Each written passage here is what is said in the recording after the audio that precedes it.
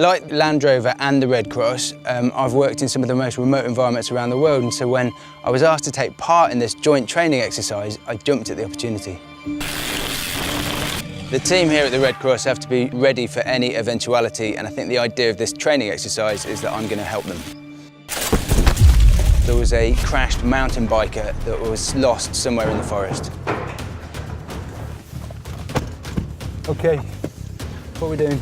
We're going to respond to a mountain bike accident, so put on the blue light and the sirens, then drive fast but safe.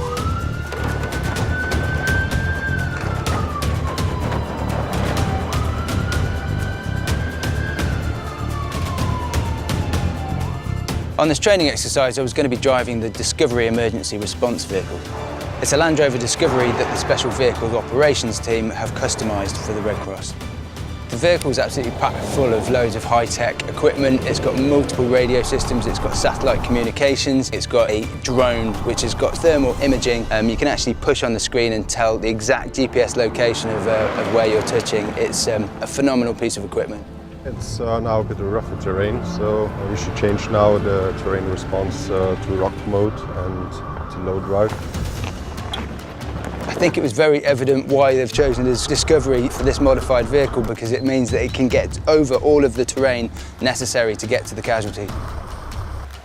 I mean, even though it was an exercise, I couldn't help but get caught up in the emotion, trying to get there as fast as possible. My hands were sweating and I needed to get deep in the forest before I could deploy the drone, and that wasn't even doing it for real, that was just an exercise. I can't imagine what it must be like actually doing that for real. I will show you now how the thermal imaging camera is working. I've had to be evacuated by the emergency services, so I fully understand how valuable these response teams are. In terms of expedition vehicles, this is one of the coolest bits of kit I've ever seen. I was given the responsibility of the thermal imaging camera. I think I managed to pull it off in the end, but I wouldn't have done it without Marcus's help.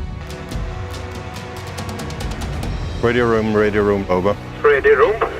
We've located the missing mountain bike. The moment when the thermal imaging camera actually locked onto the casualty was utterly exhilarating. I just started buzzing because it showed that the bit of kit was doing exactly what it was designed to do.